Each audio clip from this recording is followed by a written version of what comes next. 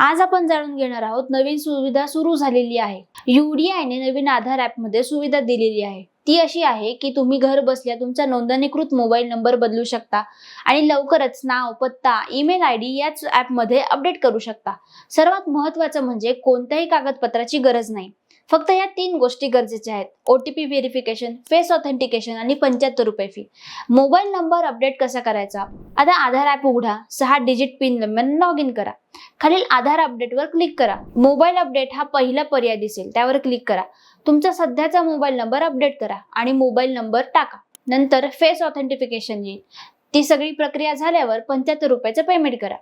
प्रक्रिया पूर्ण झाल्यावरती केंद्रात जाण्याची गरज नाही, काही मिनिटात अपडेट स्वीकारला जाईल। नवीन ॲपची खास वैशिष्ट्य म्हणजे ई आधार कायम तुमच्या सोबत कधीही डाउनलोड करू शकता। आयडी शेअर करताना फेस स्कॅन आवश्यक आहे, अधिक सुरक्षिततेसाठी। अनेक भाषांमध्ये उपलब्ध आहे।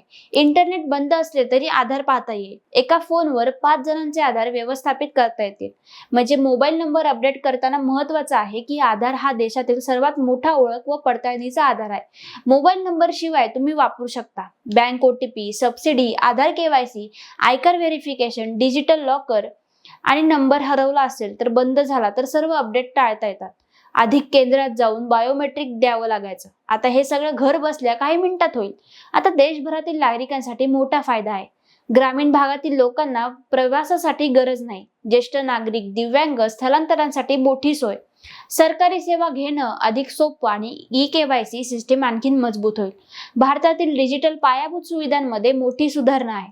यूडीआयच्या या नवीन फीचर्समुळे आधार अपडेटसाठी प्रक्रिया आता पूर्णपणे डिजिटल, वेगवान आणि पेपरलेस झालेली आहे। आधारमध्ये बदल करायची गरज असेल तर आधार ॲप डाउनलोड करा आणि काही मिनिटात अपडेट तयार करा।